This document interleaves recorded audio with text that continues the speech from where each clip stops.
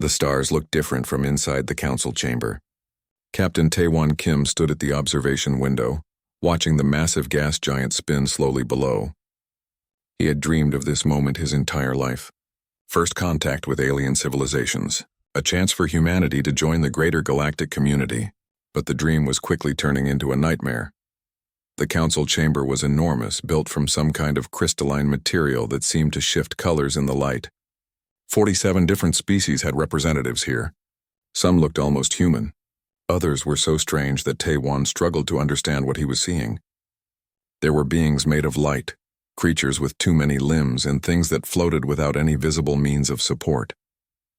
Next to Taewon stood Ji-won Park, Earth's chief negotiator. She was a veteran diplomat who had resolved conflicts between nations for 20 years. Her face remained calm, but Taewon could see the tension in her shoulders. On his other side was Commander Hyun-woo Lee, his military advisor. Hyun-woo's hand rested near his sidearm, though Taewon knew the weapon would be useless here. They had traveled for 6 months to reach this place. The UNS Horizon was humanity's finest achievement, a ship that could cross the distance between stars. When the Galactic Council's invitation arrived, Earth's nations had celebrated. Finally, they would have answers to the questions that had haunted humanity for generations. Are we alone? What wonders exist beyond our solar system? What could we learn from older, wiser civilizations? The Council Prime approached them. His name was Veltronus, and he looked like a giant mantis standing on its hind legs. He was 3 meters tall with compound eyes that reflected light like jewels. When he spoke, a translation device converted his words into something humans could understand. Species 4817, Veltronus began. His voice was cold and formal. You who call yourselves humanity, we have evaluated your world and your people. You possess resources that are valuable to the Council. Your technology level places you in the tributary class.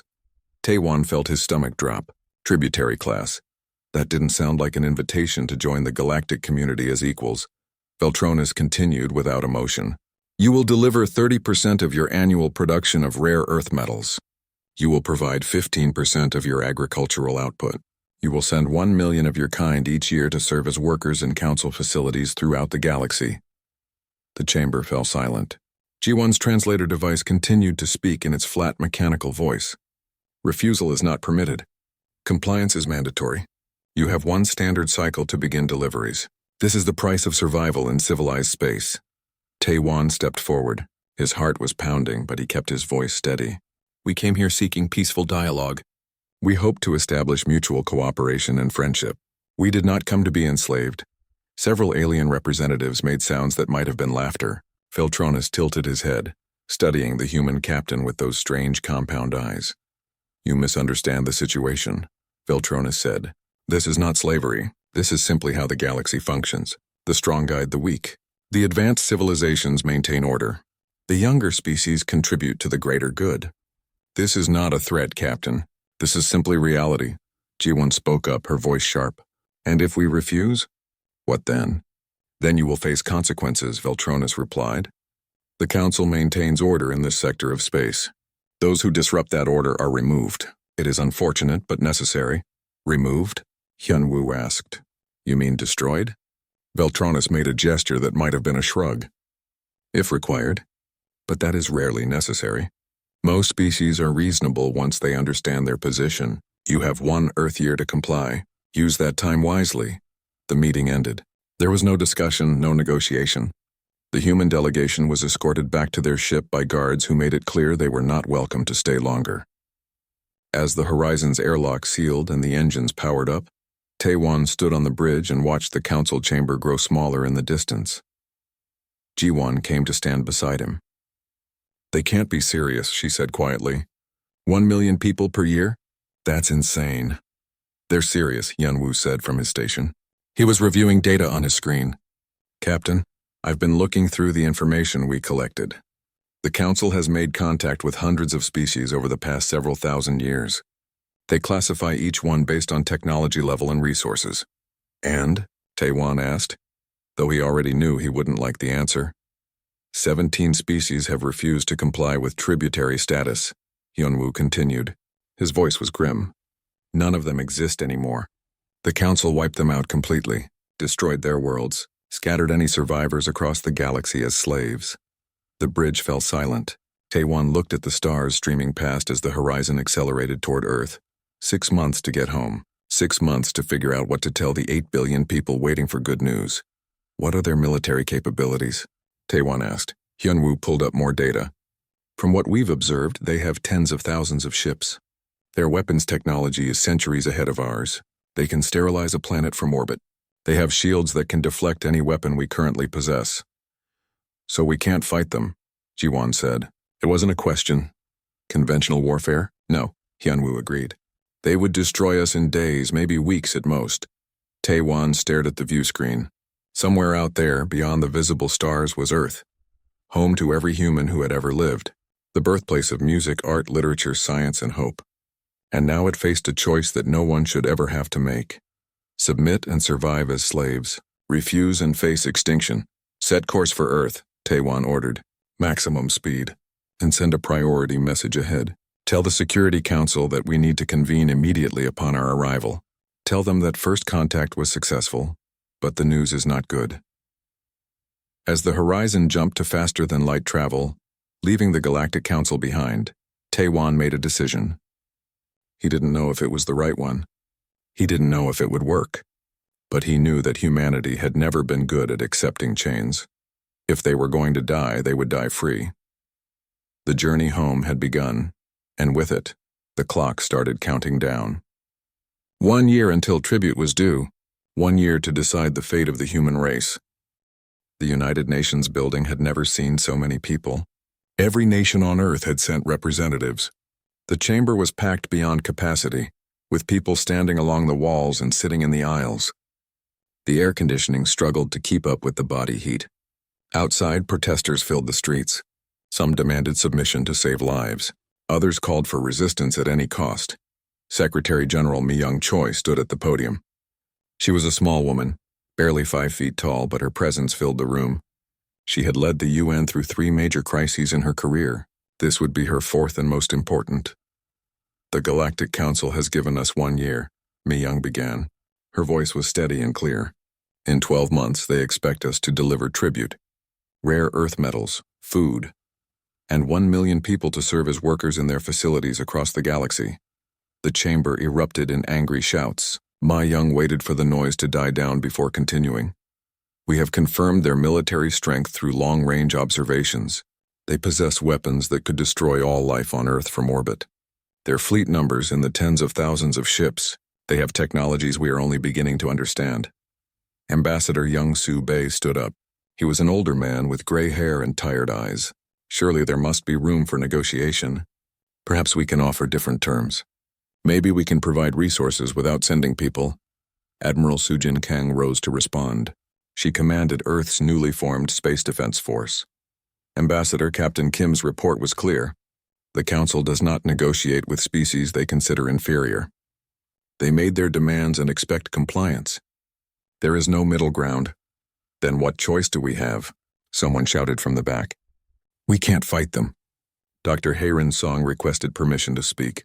She was the director of the United Nations Aerospace Agency and humanity's leading expert on alien technology. For decades, she had studied the fragments of alien probes that had crashed on Earth or been recovered from deep space. I have analyzed the Council's technological profile, Hayrin said. She pulled up holographic displays that showed alien ship designs and weapon capabilities. Their advantage comes primarily from numbers and mature infrastructure. They have had thousands of years to build their fleet. But their technology is not magic.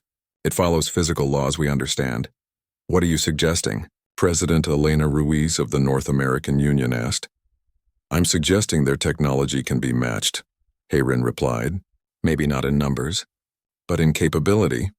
We have been reverse engineering alien technology for 50 years. We have theories. We have prototypes. What we lack is time and resources to build something that matters. The room fell silent. Everyone understood what she was implying. You want to build a warship? Mi Young said quietly. I want to build a weapon that makes them reconsider. Hayrin corrected. Something that demonstrates humanity is not easy prey. Something that changes their calculation. The debate that followed lasted 18 hours. People argued, shouted, pleaded, and threatened. Some said submission was the only way to survive. Others said death was better than slavery. Some suggested running, trying to evacuate Earth and hide somewhere in the galaxy. Others wanted to fight even if it meant extinction. Tae-Wan sat in the gallery watching and listening. Ji-Won was next to him, her hands folded in her lap. Hyun-woo stood by the wall, his military uniform crisp and perfect despite the hours of argument. "What do you think?" Ji-Won whispered. "I think we're going to fight," Tae-Wan replied. "Humans always fight. It's what we do." Finally, Mi-young called for a vote. It was close. Many nations voted for submission, arguing that survival at any cost was better than extinction, but slightly more voted for resistance. The final count was 52% in favor of defiance. Mi-young made the announcement to the world from the UN podium. Every television, computer, and communication device carried her words. "The peoples of Earth have made their choice. We will not submit to the Galactic Council. We will not send our people into slavery. We will not surrender our freedom." She paused, letting the weight of those words sink in. "Instead, we will send them a message they cannot ignore. Dr. Song has proposed a project. We will build a warship. We will demonstrate that humanity is not prey. We may die in this attempt, but we will die as free people, not as slaves." The world erupted. Some cities celebrated. Others mourned. But the decision was made. Dr. Hayrin was given 11 months and unlimited resources. Every nation contributed. Scientists, engineers, and workers from around the globe volunteered for the project. A secret shipyard was constructed inside the asteroid Vesta, hidden from any telescope the Council might use to observe Earth. Hayrin assembled the best minds humanity had to offer. Engineer Dongmin Park had designed propulsion systems for deep space exploration. Weapons specialist Colonel Jae-Sung-oh had spent his career developing military technology. AI architect Narration had created the most advanced computer systems in human history. Thousands more came to help. Their mission was simple and impossible. Build a warship that could stand against a galactic power. Do it in less than a year. Make it capable of surviving long enough to deliver a message. They called the project Thunderbolt. The ship itself would be named Defiance. Tae-Wan visited the shipyard 3 months into construction. The Defiance was taking shape in the massive construction bay. She was 3 kilometers long, larger than anything humanity had ever built. Her hull was made from materials that barely existed outside of laboratories. Her weapons were based on theories that were still being tested. "Will it work?" Tae-Wan asked Hayrin as they watched welding robots crawl across the hull. "I don't know," Hayrin admitted. "We're pushing every limit. We're using technologies we barely understand. We're combining human engineering with alien principles in ways that have never been tried. It might fly perfectly. It might explode the moment we turn on the engines." "That's reassuring," Tae-Wan said dryly. Hayrin smiled. "Captain, you asked me for honesty. Here's more honesty. Even if this ship works perfectly, even if every system exceeds expectations, we're still sending one vessel against thousands. The odds are not in our favor." "No," Tae-Wan agreed. "But long odds are better than no odds, and humanity has always been good at beating long odds." 8 months into the project, volunteers began arriving to crew the Defiance. Hyun-woo was the first to sign up, taking the position of tactical officer. Jae-Sung would command weapons systems. Nari volunteered to integrate directly with the ship's AI, using neural interface technology that was still experimental. Ji-Won surprised everyone by requesting the position of executive officer. "Someone needs to write the official report," she said when Tae-Wan questioned her. "And if we're going to deliver a message to the Council, might as well have a diplomat deliver it." Admiral Soo-jin came for the final inspection 1 week before launch. She walked through the completed ship, examining every system, every weapon, every defense. Finally, she stood on the bridge with Tae-Wan. "This ship represents everything we have," Soo-jin said quietly. 70% of Earth's military budget, the scientific knowledge of every nation, the hopes of 8 billion people. "Captain Kim, your orders are impossible. Make the Galactic Council fear us. Make them respect us. And somehow bring your crew home alive." Tae-Wan looked around the bridge, at the stations where his crew would sit, at the view screen that would show them the stars, at the captain's chair where he would make decisions that could save or doom humanity. "Admiral," he said, "we didn't come this far as a species by doing what was possible. Impossible is what we do best." The UNS Defiance launched on the anniversary of the Council's ultimatum. Exactly 1 year after Veltronis had demanded tribute, a warship left Earth orbit and set course for the collection point, where the Council's tribute fleet waited. The bridge of the UNS Defiance hummed with quiet energy. Captain Taewon Kim sat in the command chair, watching the view screen as they approached the rendezvous point.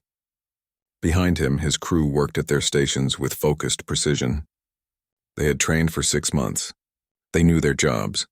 But training and actual combat were very different things. Distance to the collection point? Taewon asked. 2 million kilometers and closing, Hyunwoo replied from the tactical station. Sensors are picking up multiple contacts. 47 ships, cargo haulers with escort frigates and 3 heavy cruisers. Jiwon checked her diplomatic database. Standard Council tribute collection fleet. They're probably expecting hundreds of cargo ships from Earth. Instead, they're getting us. At the AI interface station, Nari sat with her eyes closed. Neural cables connected her directly to the ship's computer systems. When she spoke, her voice had a strange echo to it, as if 2 people were talking at once. Gale is ready. All systems are operating within normal parameters. Weapons are charged. Shields are at full strength. Gale was the ship's artificial intelligence. Nari had designed her and named her after the Korean word for autumn. The AI controlled millions of calculations per second, managed every system on the ship, and could react to threats faster than any human. The neural link allowed Nari and Gale to work as one mind. Incoming transmission, the communications officer reported. Put it on screen, Taewon ordered. A reptilian face appeared on the view screen. The creature had scales like a lizard, yellow eyes, and rows of sharp teeth. Unidentified vessel. This is Tribune Commander Kalseth of the Galactic Council Tribute Fleet. You are in violation of Council space protocols. Identify yourself immediately. Taewon stood up. This is Captain Taewon Kim of the United Nations ship Defiance. We are here to respond to your tribute demands. Kalseth's eyes narrowed. Captain Kim, you were at the Council chamber 1 year ago. Where are your tribute ships? Where are the resources you were ordered to provide? We decided not to comply, Taewon said calmly. The Tribune commander's face showed confusion, then anger. You dare refuse the Council? Do you understand what you have done? Where are the resources? Where are the workers you were ordered to send? Taewon gestured to the ship around him. This warship is our response. These 800 crew members who refuse to kneel are our answer. We will not be slaves. We will not surrender our freedom. If the Galactic Council wants tribute from Earth, they will have to take it by force. Kalseth stared at him for a long moment. Then the alien began to laugh. It was a harsh barking sound. One ship? You built one ship and think you can defy the Council? You're insane. Maybe, Taewon agreed. But we're insane and armed. Commander Lee, please demonstrate what happens when you push humans too far. Hyunwoo's fingers moved across his tactical console. Targeting solution locked on the nearest cruiser. Firing rail cannon array. The Defiance's main weapons fired. 3 projectiles, each weighing 2 tons, accelerated down magnetic rails that ran the length of the ship. They left the barrels at 3% of light speed. The energy released was enormous. The first projectile hit the Council cruiser's shields. The shields flickered and died. They were designed to stop energy weapons and slow missiles. They had never been tested against a solid object moving at relativistic speeds. The second and third projectiles struck the hull directly. The cruiser didn't explode. It simply came apart. The kinetic energy transfer was so massive that the ship's structure couldn't handle it. Metal vaporized. Systems overloaded. In seconds, the cruiser was reduced to glowing debris spreading through space. The Council fleet panicked. Alarms sounded across dozens of ships. Kalseth's face on the view screen showed pure shock. Impossible, he whispered. Our shields are impenetrable. Your shields were designed to stop conventional weapons, Jiwon said. We decided to use unconventional ones. The Council ships opened fire. Plasma bolts and missile swarms filled the space between the fleets. Taewon gripped his chair. Evasive maneuvers. Gale pattern delta. The response was immediate. The Defiance moved like a dancer despite her massive size. She rolled, dove, and twisted through 3 dimensions. Nari's neural connection gave the ship reaction times measured in microseconds. Plasma bolts passed through empty space where the Defiance had been moments before. Missiles detonated against nothing. Return fire, Taewon ordered. Weapons free. Jae-sung's console lit up with targets. Engaging with plasma lance. A beam of superheated plasma erupted from the Defiance's bow. It was focused and controlled. Like a sword blade made of starfire, the lance swept across two frigates, cutting through their hulls as if they were made of paper. Atmosphere vented into space. The frigates spun out of control, their crews dead or dying. Launching smart missiles, Jae-sung continued. His weapon systems tracked and engaged multiple targets simultaneously. Missiles streaked away from the Defiance, adjusting their courses to avoid point defense fire. They found weak spots in armor and detonated against critical systems. Bridge sections shattered. Engine cores went dark. The battle lasted 12 minutes. In that time, the Defiance destroyed or disabled 15 Council ships. The remaining vessels broke formation and fled, jumping to faster-than-light speed as fast as their drives could engage. "Let them go," Taewon ordered as Hyunwoo prepared to pursue. "Let them tell Veltronis what happened here. Let them spread the word that humanity is not prey." The bridge crew was silent. They had just fought and won against impossible odds. But they all knew this was only the beginning. The Council would respond. And next time, they would send more than a tribute collection fleet. Ji-won came to stand next to Taewon's chair. "What now, Captain?" Taewon looked at the debris field floating where the Council ships had been. Somewhere in that wreckage were aliens who had families, homes, lives. He felt no joy in their deaths. But he felt no guilt either. They had come to enslave humanity. They had learned the cost of that choice. "Now we make sure the message is received clearly," Taewon said. "Plot a course for the Council's primary military station." "What's it called?" "Hexa 7, Hyunwoo replied. He looked up from his console, his face showing concern. "Captain, that's the largest military installation in this sector. Intelligence reports suggest over 3,000 warships are stationed there." "Good," Taewon said. "Then they'll have a front row seat." "A front row seat to what?" Ji-won asked. "To negotiation," Taewon replied. "We're going to park ourselves on their doorstep. We're going to give them a choice. They can talk to us as equals, or they can learn exactly how far humans will go when pushed into a corner." Nari opened her eyes. The neural cables disconnected from her skull with small clicking sounds. "Captain, that's suicide. Even the Defiance can't fight 3,000 ships." "We don't need to fight them," Taewon explained.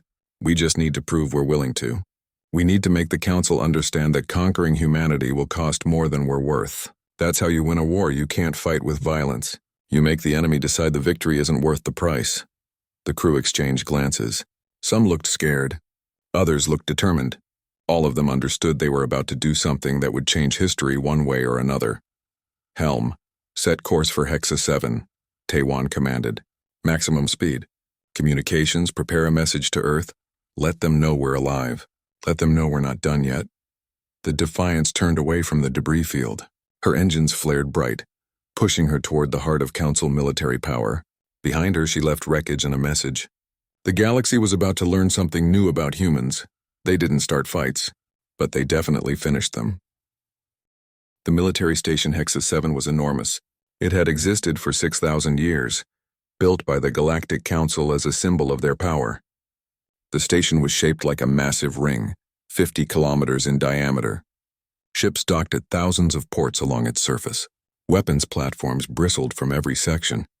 It was home to 3,000 warships and 50,000 military personnel from dozens of species. When the Defiance dropped out of faster-than-light travel just 100,000 kilometers from the station, every alarm on Hexa 7 screamed at once. Fleet Marshal Theron commanded the station from the Central Operations Center. He was a being with tentacles instead of arms, skin that shifted colors with his emotions, and 3 eyes arranged in a triangle on his face. He had served the Council for 200 years and had never seen anything like what appeared on his tactical display. "One ship?" Theron said, his tentacles writhing in confusion. "They sent one ship to attack Hexa 7? It's the same vessel that destroyed the tribute fleet," his intelligence officer reported. She was a tall, thin creature with crystalline skin. Tribune Commander Calseth's survivors confirmed it. "The humans call it Defiance." "How appropriate," Theron muttered. "Weapon status?"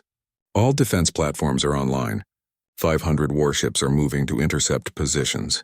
The remaining fleet is preparing for engagement." "And they're just sitting there?" Theron asked, studying the tactical display. The human ship hadn't moved since arriving. It hung in space like a dagger pointed at the station's heart.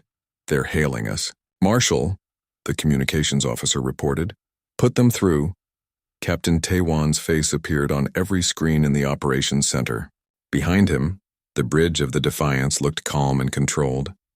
No panic, no fear. Just professionals doing their jobs. Council Fleet Marshal Theron, Taiwan said formally. My name is Captain Taiwan Kim of the United Nations ship Defiance. We are here to renegotiate Earth's status in the Galactic Council. Theron's skin flashed red with anger. You are surrounded by 3,000 warships, Captain. You cannot possibly survive this encounter. Surrender immediately and perhaps the Council will show mercy. G1 stepped into view next to Taiwan. Marshal, we don't need to survive. We just need to make our point. And our point is simple. The cost of subjugating humanity is higher than the benefit of our resources. You destroyed a tribute fleet, Theron said. That was impressive. But this is different. You face the full might of Council military power. We know, Taiwan replied calmly. That's why we came here. If we're going to deliver a message, we might as well deliver it to someone who matters. On the Defiance's bridge, Hyunwoo monitored the Council fleet movements. Captain, we have 500 ships converging on our position. Weapons hot. They'll be in firing range in 3 minutes. Understood, Taiwan said without looking away from the view screen. Marshal Theron, let me explain something about humans. We're a young species. We've only been in space for a few generations. But we improve fast, very fast. In 1 year, we built this ship. Imagine what we could build in 10 years. In 50 years. In a century, it doesn't matter, Theron said. We will destroy you today. Maybe, Taiwan agreed. But how many of your ships will we take with us? 10, 20? And what happens when Earth builds more ships like this one? What happens when every human colony has a fleet? You'll spend the next 100 years fighting a species that gets stronger every time you push them. G1 continued the argument. You've ruled this galaxy for millennia by making a simple calculation. You make subjugation cheaper than resistance. You show overwhelming force. Most species submit because fighting costs more than surrendering. We're changing that equation, Marshal. Fighting humanity will cost more than we're worth. 2 minutes to weapons range, Hyunwoo reported. Gai-ul, Taiwan said calmly. Execute pattern Sigma. The Defiance vanished. One moment she was there, the next she was gone. The Council ships fired at empty space. Plasma bolts and missiles detonated where the human ship had been microseconds before. The Defiance reappeared 30,000 kilometers away, right in the middle of the Council flagship formation. The quantum slip drive was humanity's newest technology, based on theories about space-time manipulation. It allowed short-range teleportation. The Council had nothing like it. Firing plasma lance, Jae-sung reported. Targeting shield generators only. The lance fired in a precise sweep. It didn't destroy the Council battleships. It disabled their shields without killing anyone. 3 of the largest warships in the fleet suddenly found themselves vulnerable. We're not here to destroy you, Taiwan broadcast on all frequencies. We're here to prove a point. Every ship we disable could have been destroyed. Every life we spare could have been taken. But we're not conquerors. We're not monsters. We're just people who refuse to be slaves.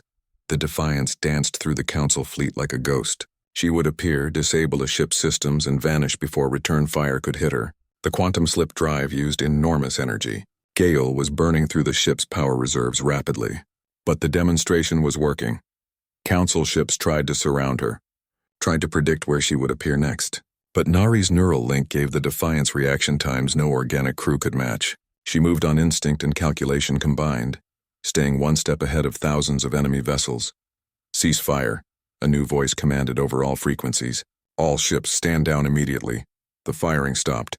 Council ships held their positions, weapons still charged but not firing. On the view screen, Veltronis appeared. The Council Prime looked at Taiwan with those strange compound eyes. You have made your point, Captain Kim, Veltronis said. His voice was different now, less arrogant, more thoughtful. Your species is unexpected. Most races we encounter either submit immediately or fight until they are extinct. You are doing something else entirely. We're surviving, Taiwan replied, and we're showing you that enslaving us will cost more than you want to pay. Every ship we disabled today we could have destroyed. But we didn't, because we're not here to start a war. We're here to end one before it begins. Marshal Theron appeared next to Veltronis on the screen. His skin color had shifted to blue, which apparently indicated confusion or uncertainty. You could have killed thousands of my people. Why didn't you? G1 answered. Because we don't want to be your enemies. We just want to be free. If you force us to fight, we'll fight. But we'd rather talk. There was a long silence. Taewon could feel the sweat running down his back despite the climate control. His hands gripped the chair arms so hard his knuckles were white. They had played their cards, shown their strength, demonstrated their restraint. Now they had to wait and see if it was enough.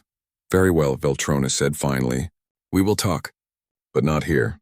You will come aboard Station Hexa 7 for formal negotiations. No, Taewon said firmly. You'll come to us. This ship, this place. If we're going to negotiate, we do it as equals. Veltronis's head tilted. Was that respect in his expression? Curiosity? It was hard to tell with alien faces. As equals, the Council Prime repeated slowly as if testing the words. Very well. We will send a delegation to your ship. But Captain Kim, understand this. You have won a battle. You have not won the war. We will negotiate in good faith. But if these negotiations fail, the full might of the Council will fall upon your world. We understand, Taewon replied, and we're prepared for that outcome. But we're hoping for a better one. The transmission ended. The bridge crew remained silent for a long moment. Then someone started laughing. It was nervous, relieved laughter. Soon others joined in. They had done it. They had stared down the most powerful military force in the galaxy and lived. Stand down from combat alert, Taewon ordered.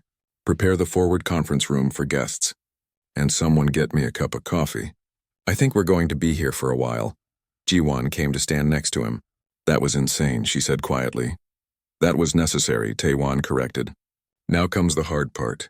We have to actually negotiate a treaty that keeps Earth free. No pressure, Jiwon said with a tired smile. Outside the Defiance, the Council fleet held position. They didn't attack. They didn't retreat.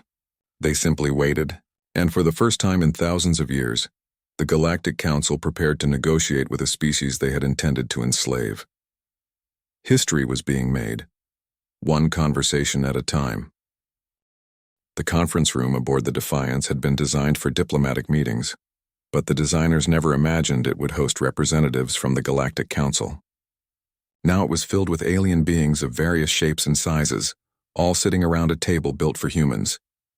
Veltronis sat at one end of the long table, his massive mantis-like form barely fit in the reinforced chair. Marshal Theron was next to him, tentacles resting on the table surface. Other council representatives filled the remaining seats. Some looked curious. Others looked angry. All of them looked uncomfortable. At the other end sat the human delegation. Captain Taewon Kim Jiwon Park and Dr. Haerin Song represented humanity. Behind them stood Commander Hyunwoo Lee, a reminder that this ship had teeth. Admiral Sujin Kang and Secretary General Mi Young Choi participated via quantum link communication from Earth, their holographic forms flickering occasionally. The negotiations lasted 3 days. They were difficult, tense, and often angry, but they continued. The Council has maintained order in this galaxy for 6,000 years, Veltronis began. Our system works. The strong guide the weak. The advanced civilizations protect and manage the younger ones. Your resistance threatens that stability. Jiwon leaned forward. Your system works for you, but it turns billions of beings into slaves. How many species serve the Council against their will? How many races dream of freedom but are too afraid to try? Order requires sacrifice, Marshal Theron said. His skin shifted to a dark purple. Some must serve so that all may benefit from peace and stability. That's easy to say when you're not the ones doing the serving, Taewon replied. You talk about order and stability. We talk about freedom and dignity. Those aren't compatible unless both sides are willing to compromise. The first day ended with no progress. The Council demanded submission. The humans refused. Both sides returned to their quarters frustrated. On the second day, Dr. Haerin changed the discussion. She brought technical specifications and projections. Let's talk about the practical reality, she said, displaying holographic charts. In 1 year, Earth built the Defiance. Our industrial capacity is growing exponentially. Our technology improves with each generation. Right now, you could defeat us. In 10 years? Maybe. In 50 years? You'd lose more ships than you're willing to sacrifice. Is that a threat? Veltronis asked. It's mathematics, Haerin replied. You're an ancient civilization. Your technology is mature.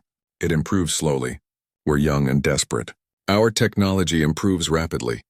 Time is on our side, not yours. A council representative who looked like a walking pile of rocks spoke up. Then we should destroy you now before you become a threat. You could try, Admiral Su-Jin said from Earth. Her hologram stood up. But you saw what one ship can do. Imagine what 100 ships could do. 1,000. You might destroy Earth, but you'd lose a significant portion of your fleet doing it. And then you'd have to explain to the other tributary species why you lost so many ships. They might start getting ideas. The room fell silent. The council representatives exchanged looks. Some kind of silent communication seemed to pass between them. On the third day, Secretary General Mi Young made the breakthrough. We're approaching this wrong, she said. We're treating this as if someone has to win and someone has to lose. But what if we're both wrong? What if there's a third option? Explain, Veltronis said. The council wants resources and stability, Mi Young continued. Earth wants freedom and sovereignty. What if we trade instead of one side dominating the other? What if Earth becomes a partner rather than a subject? The council does not negotiate with tributary species, Marshal Theron said. But his skin color had shifted to light blue. Curiosity. Then stop thinking of us as a tributary species, Ji-Wan said. Think of us as a potential ally. You have thousands of ships, but they're spread across the galaxy maintaining order. Earth has resources and growing industrial capacity. We could build ships, not for conquest, for defense, for trade, for exploration. Why would we trust you? Veltronis asked. Why would we trust you? Taewon countered. But trust has to start somewhere. We came here prepared to die fighting for our freedom. That should tell you something about human determination. Wouldn't you rather have that determination working with you instead of against you? Dr. Hayrin pulled up more data. We have technology you don't, the quantum slip drive, neural interface systems, rapid prototyping methods. We're willing to share, in exchange for being treated as equals. Equals. Veltronis repeated the word slowly. No species has ever demanded equality from the Council. Then we're the first, Mi Young said. But we won't be the last. You saw what happened at Hexa 7. 18 other tributary species watched the Defiance disable your fleet. They saw that resistance is possible. You can destroy us and prove that rebellion is suicide, or you can negotiate with us and prove that the Council can adapt. The silence stretched for a long minute. Then Veltronis made a sound that might have been a sigh. What specifically do you propose? The negotiations became practical. Earth would be recognized as a sovereign power. Humanity would have a seat on the Galactic Council with full voting rights. There would be no tribute, no forced labor, no subjugation. In exchange, Earth would share certain technologies and agree to build defensive ships that could be used for mutual protection. There's one more thing, Ji-Wan said. This treaty has to include a clause. Any tributary species that wants to negotiate for similar status must be given that opportunity. Absolutely not, Marshal Theron said, his skin flashing red. That would destabilize everything. It would change everything, Taewon agreed. But change is coming whether you want it or not. We proved that. Better to manage that change than fight it. The council representatives argued among themselves in languages the human translators couldn't interpret. Finally, Veltronis spoke. We will agree to a review process. Tributary species can petition for status change. Each case will be evaluated individually. We make no promises beyond that. It's a start, Mi Young said. The treaty was written and signed. Both sides made compromises. Neither side got everything they wanted, but both sides got something they could live with. As the council delegation prepared to leave the Defiance, Veltronis requested a private conversation with Captain Taewon. They stood in the observation lounge watching the stars. You should know something, Veltronis said. We have destroyed species for less provocation than you showed. Entire civilizations wiped out for refusing tribute. Why do you think we negotiated this time? Taewon considered the question. Because you realized we weren't bluffing. Because you understood that defeating us would cost more than you wanted to pay. Because you're not just conquerors. You're survivors, and survivors know when to adapt. Partly true, Veltronis admitted. But also because you demonstrated something we don't often see. Restraint. You could have killed thousands at Hexa 7. You chose not to. That matters. We're not monsters, Taewon said. We just want to be free. Your species is dangerous, Veltronis said. You challenged a galactic power with a single ship and less than a year of preparation. You used tactics we had never seen, technology we didn't expect. And you did it all while your survival hung by a thread? Is that a compliment? Taiwan asked. It's a warning, Veltronis replied. Not to you, to us. The council has grown comfortable, complacent. We assumed our way was the only way. You proved us wrong. That's valuable. Painful, but valuable. The council prime turned to leave, then paused. One more thing, Captain. Next time someone threatens Earth, it won't take you a year to build a response. And it won't be just one ship. That's the message you wanted us to understand. Message received. The Defiance departed Hexa 7 the next day. The journey home took 2 weeks. When they finally saw Earth hanging in space, blue and green and beautiful, the entire crew gathered on the bridge. We're being hailed, the communications officer said. It's every major city on Earth. They want to talk to us. Taiwan smiled. Tell them we're coming home. Tell them we're free. The Defiance entered Earth orbit to a celebration unlike anything in human history. Every nation, every city, every town celebrated. Not because they had won a war, but because they had won something more important. They had won respect. Secretary General Mi Young spoke at the United Nations with the crew of the Defiance standing behind her. 1 year ago, we faced an impossible choice. Submit or die. But humanity has never been good at accepting impossible choices, so we made a third choice. We chose to fight for our freedom, and in doing so we changed the galaxy. She paused, looking at the crew. These people, these 800 brave souls, did what no one thought possible. They took a single ship against an empire. They survived. They delivered our message. And they came home to tell the story. But this is not the end, Mi Young continued. This is the beginning. The galaxy is watching us now. 18 other species are preparing to petition for their freedom, inspired by what we did. The old order is changing, and humanity will be part of that change. Captain Taiwan stood on the stage, looking out at the representatives from every nation. The Galactic Council demanded tribute, he said simply. We responded with a warship. But more importantly, we responded with courage, unity, and determination.